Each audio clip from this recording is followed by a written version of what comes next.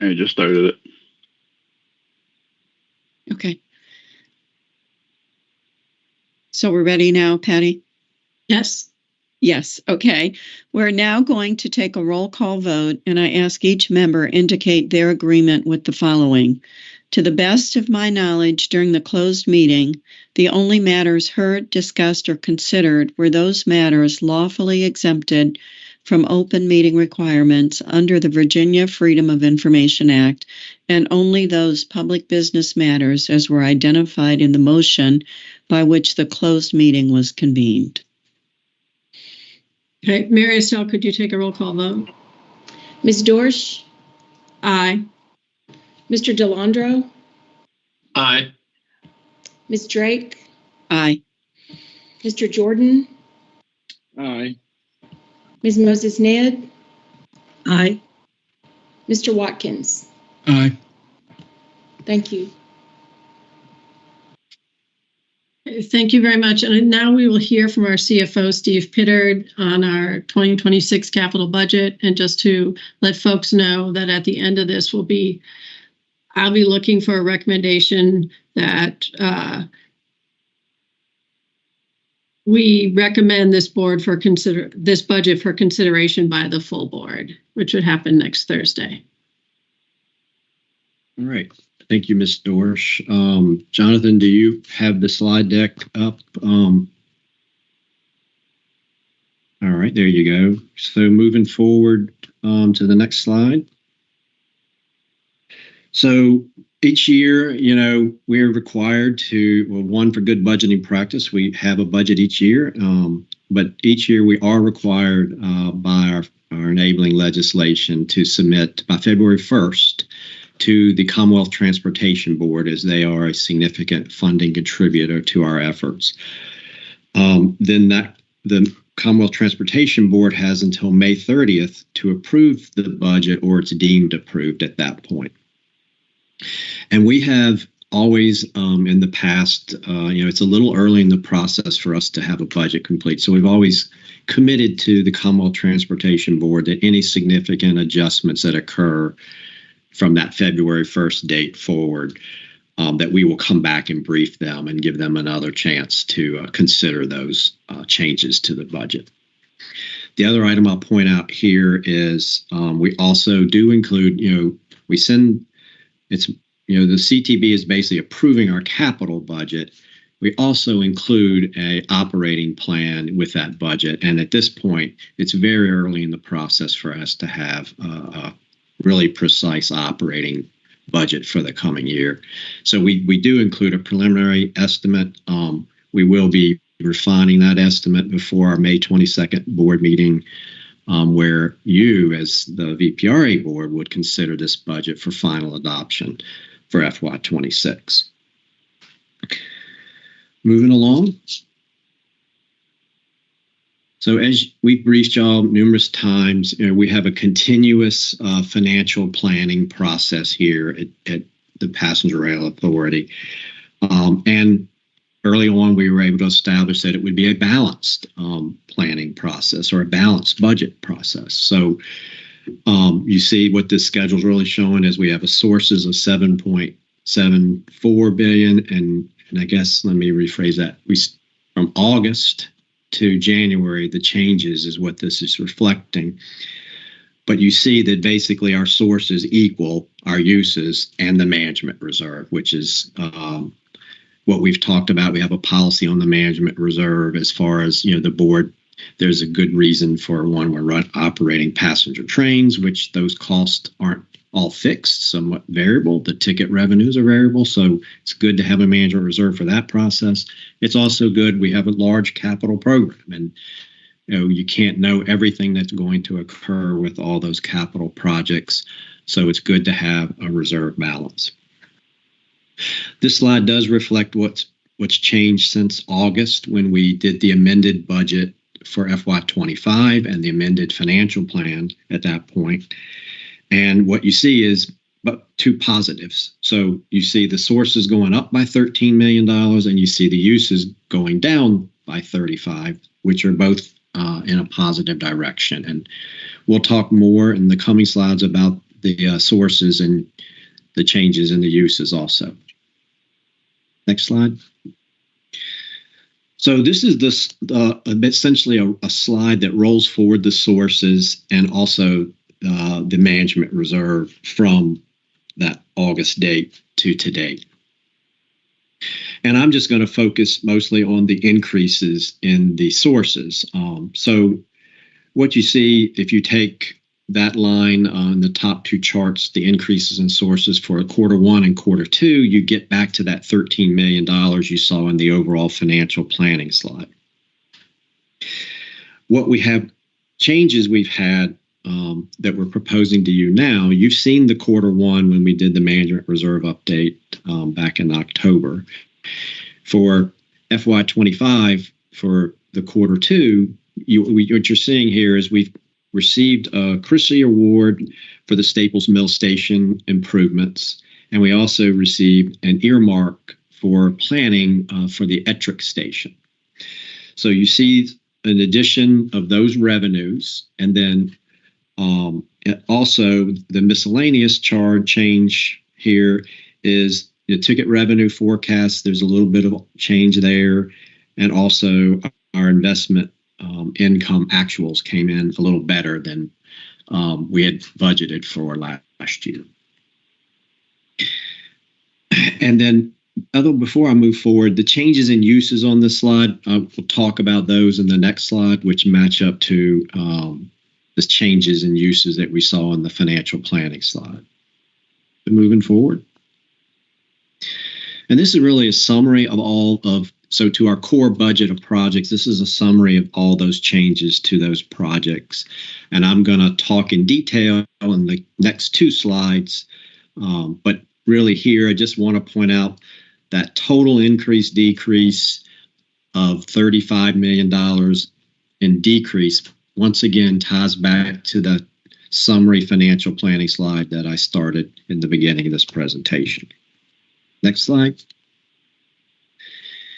So this is going into the details of those changes. So the first change we have here is the Cambria platform project down in Christiansburg. So as we've done our design and engineering, there is a fairly steep grade to get into that property off of the main access road. And as a result, it's going to require a retaining wall and some sort of grading that essentially the estimate of the parking lot there is about $6 million more than what we originally thought. And a lot of it, and Mike can chime in if I'm saying this wrong, but a lot of it is the retaining wall that was not anticipated. The next section here is the other capital projects. Those are those, as I spoke on the sources of funding, those federal awards we got. These are adding those projects to our actual expenditure budgets. And you see the -$7 million there on the platform improvement, state of good repair. That essentially, we have had about a $20 million budget because we've known when we had the purchase from CSX, we've known we had these 3 stations and we knew they needed some improvements, especially in the ADA area. We went out and tried to get federal awards to assist with those costs, which we've received. And so now we're taking $7 million out of that larger, well, I guess it was $21 million budget, and applying it to the Staples Mill, CRISI award that we received $6 million, $6.5 million, and we're matching it with $6.5 from there, from that $20 million. So net impact, a lot of words there. Net impact is we're really not adding budget here of our funds. We're adding the federal dollars. And then the last section here on our capital and operating grants, if you remember, a lot of these are VRE projects, and it's a lot of pass-through funding that we receive primarily from the Commonwealth Transportation Board. And VRE, with our, efforts on the I-95 corridor, VRE had their own efforts and plans, and they've had to adjust those efforts and plans.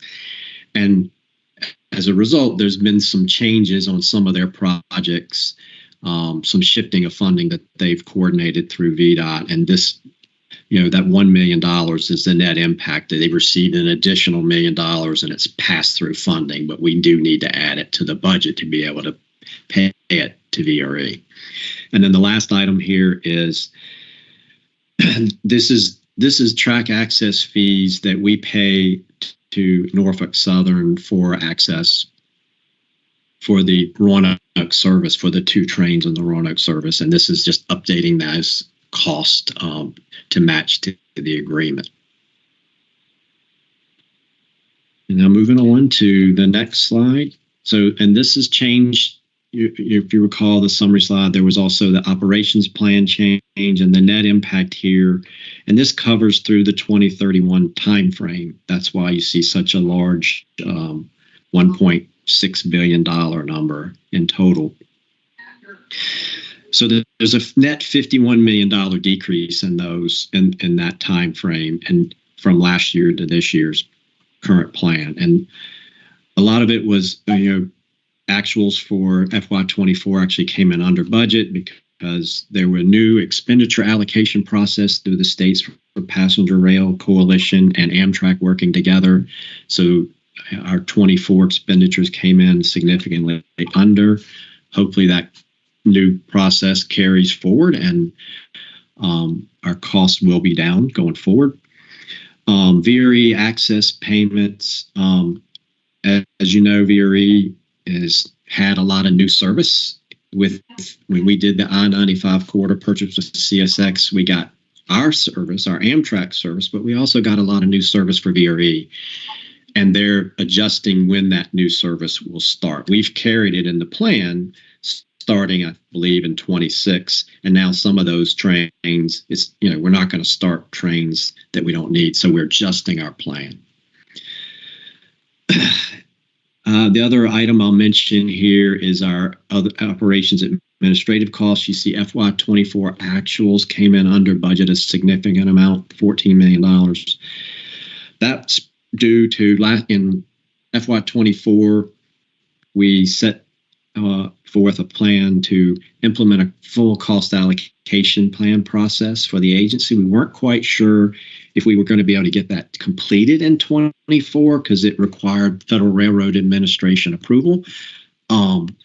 Thanks to Federal Railroad Administration, they moved that very quickly and got the plan approved, and we were able to actually implement it for FY24. So we had budgeted, without having full cost allocation plan, but we actually were able to get that done and do early implementation. So that's why you see that increase.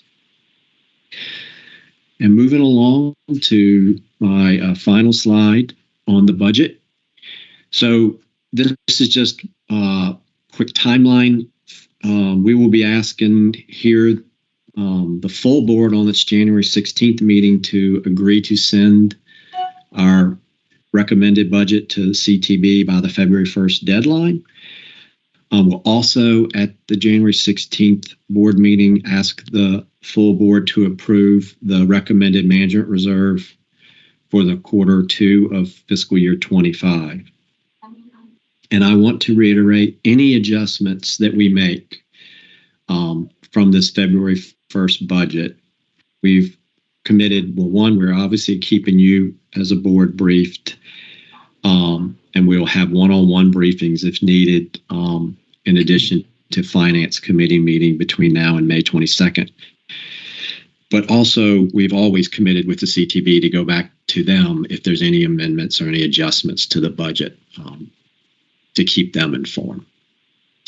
So with that, I think there is a resolution. Well, first, if there's any questions, I'll be glad to entertain those.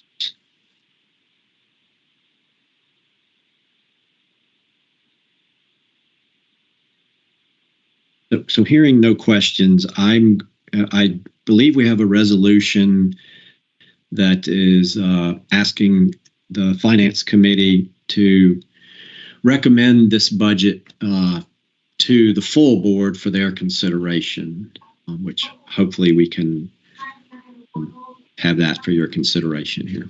I ask for a motion to recommend the proposed fiscal year 2026 budget for consideration to the full VPRA board. So moved. Second. Thank you. Was that Mary Mrs. Snell? Mo- Yes, ma'am. Was that Mrs. Moses Ned? Yes, it is. And who made the second? John Delandro. Thank you, Mr. Delandro. Okay, could you please take a roll call vote to approve motion to recommend the budget to the full board? Yes, ma'am. Ms. Dorsch? Aye. Mr. Delandro? Aye. Ms. Drake? Aye. Mr. Jordan? Aye. Ms. Moses Ned? Aye. Mr. Watkins? Aye. Thank you. Okay, does any board member have any further, or committee member have any further business, or TJ and company have any final closing remarks? Then, okay, well then, good. If there's no further business, the committee now stands adjourned. Thank you. Thank you. Thank you all. See you next Yeah. week. Thanks, everybody. Thank you. See you. Thank you.